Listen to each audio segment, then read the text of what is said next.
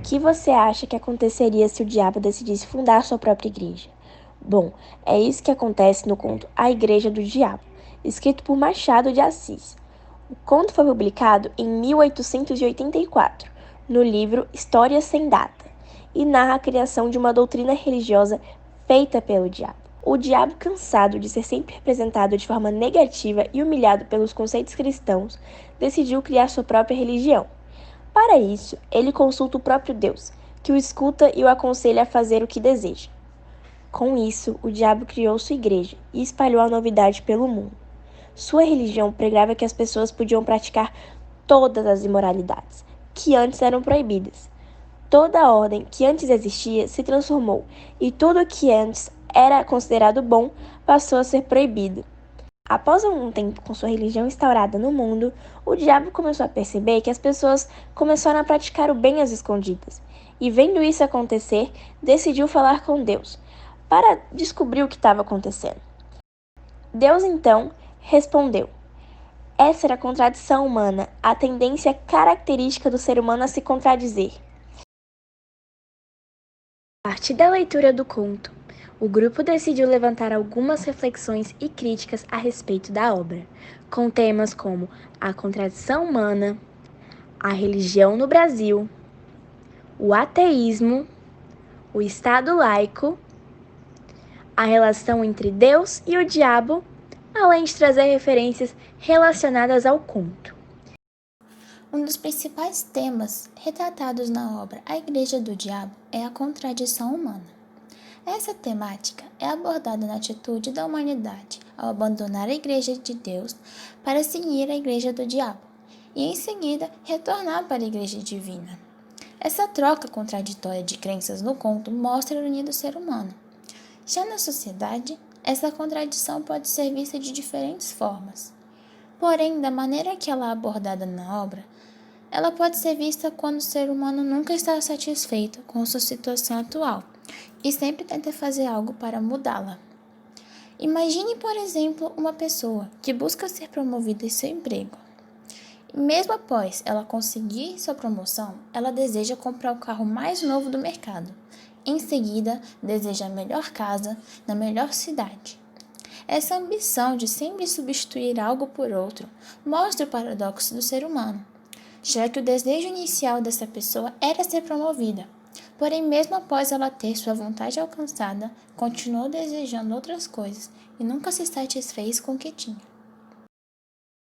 Em relação à religião no Brasil, a legislação proíbe qualquer intolerância religiosa, e assim, qualquer indivíduo pode exercer o direito de praticar sua religião livremente. No último censo do IBGE, realizado em 2010, foi apurado que 64,6% da população são católicos, 22,2% são protestantes, 2% são espíritas e 8% relataram não ter uma religião. Alguns dados fornecidos pelo Anuário Pontifício apontam que o Brasil é o país com o maior número de católicos ao redor do mundo, tendo cerca de 172,2 milhões de católicos no país. Além disso, uma pesquisa do Instituto de Pesquisas Datafolha, realizada em 2014, revelou que o número de evangélicos no país cresceu, correspondendo a 29% da população. Em relação ao catolicismo, ele foi trazido para o Brasil pelos portugueses no século XVI. Desde então, é a religião mais praticada no país. O ateísmo, em seu princípio, é a ausência de uma crença na existência de divindades, mas também pode ser considerado como a negação de experiências transcendentais. No ateísmo prático, o indivíduo vive sem precisar de divindades e explica fatos sem precisar delas. Mas, apesar disso, essa prática não rejeita os deuses, apenas os define como sem utilidade. Já no ateísmo teórico, os argumentos apresentam que deuses não existem. Esta definição lembra a ontologia, onde tudo acontece pela ciência. Alguns argumentos são usados pelos ateístas. Um deles, o problema do mal, consiste no questionamento de que, se existe alguma divindade que nos protege, por que existe o mal? Outro argumento utilizado é o argumento da descrença, que afirma que, se Deus ou alguma outra divindade existe, por que ele criaria uma situação onde as pessoas não acreditam nele?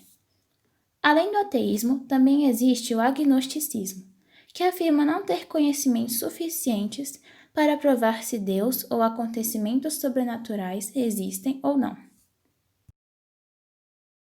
O Estado laico, também chamado de Estado secular, se refere ao laicismo, um movimento que ganhou popularidade após a Revolução Francesa. Esse movimento se baseia no ato de um país se manter imparcial acerca da admissão de uma religião, ou seja, ele não admite nenhuma religião, mas também não é considerado ateu. Isso acontece para que o governo tente se manter o mais igualitário possível com sua população. Dessa forma, ele fica despido do véu da ignorância e tenta se instalar numa posição inicial, termos citados pelo pensador John Rawls, em que a posição inicial é a visão do mundo de forma equitativa com relação às diferenças sociais, e o véu da ignorância é a visão do mundo com as diferenças sociais. Apesar disso, no Brasil, um país que se diz laico, porém tem como lema do governante Brasil acima de tudo, Deus acima de todos, e também onde há muitos políticos que, por serem líderes religiosos, utilizam deste fato para benefício próprio, você acha que não há influência de nenhuma religião? Quanto à relação entre Deus e o diabo, segundo a Igreja, há um manuscrito ilustrado em uma biblioteca na Alemanha que demonstra essa relação. As ilustrações se referem ao livro bíblico do Apocalipse, e em uma de suas imagens há uma retratação da luta do arcanjo Miguel contra os anjos rebeldes. Na ilustração, há dois grupos de anjos, os rebeldes e os que permaneceram fiéis a Deus, e o diabo está na imagem ao lado dos rebeldes. Essa ilustração é uma demonstração de como seria a figura e o comportamento do diabo de acordo com a Igreja cristã. Em um pensamento paralelo, em relação à origem do diabo no cristianismo, muitos hoje em dia acreditam que ele possa ter vindo à Terra na forma humana de Lúcifer, já que Lúcifer também veio do submundo. Apesar disso, segundo textos históricos, eles seriam dos reis da Babilônia, que teve sua queda. Lúcifer, na verdade, seria uma figura criada de um anjo caído do céu, após ter se desafiado para Deus. Já na obra A Igreja do Diabo, a relação entre Deus e o diabo é vista de uma forma harmônica, em que não há um conflito entre as personagens, como é retratado nos textos da Igreja. No conto, esta relação pode ser vista no momento em que Deus escuta a proposta do diabo de fundar sua própria instituição e não cria grandes problemas com seu plano, inclusive incentivando que o personagem realize seu projeto. Porém, com base na Igreja e nos textos cristãos, essa relação entre os dois seres não é tão pacífica como é retratada na obra, já que nos textos religiosos os dois estão sempre em conflitos e divergências, além de haver uma disputa e tentativa de converter o ser humano, seja para o lado de Deus, seja para o lado do diabo. Esse cenário contraria todo o contexto proposto por Machado de Assis no conto. Relações externas com o conto. Em uma análise paralela do conto com obras externas, pode-se estabelecer uma relação entre o conto A Igreja do Diabo e o poema A Divina Comédia. A Divina Comédia é uma história de Dante Alighieri, que mostra o autor como o próprio personagem que caminha entre os círculos do inferno, do purgatório e do céu. Dante, um dos personagens da obra, encontra o poeta Virgílio e juntos caminham entre os 9 círculos do inferno, cada um mais profundo que o outro. A relação que essas duas obras possuem são que, na obra A Igreja do Diabo, os humanos começam a seguir os dogmas do próprio diabo, cometendo assim os pecados, sem sentir algum arrependimento. Já na Divina Comédia é mostrada a visão da Idade Média sobre o destino dessas almas depois da morte. Sendo assim, cada alma pecadora tem seu lugar em cada círculo, fosso ou vala. Outra referência que pode ser vista juntamente com o conto de Machado de Assis é o webcomic Um Sábado Qualquer. A série de quadrinhos criada pelo cartunista Carlos Ruas aborda de forma irônica temas relacionados às religiões e como elas se ligam, além de apresentar uma relação pacífica entre Deus e o diabo, assim como na Igreja do Diabo. Dessa maneira, pode-se notar um paralelo entre as duas produções, visto que ambas demonstram essa questão harmoniosa entre os seres sobrenaturais. Por meio deste, o grupo conclui sua análise e reflexão sobre o conto A Igreja do Diabo, de Machado de Assis.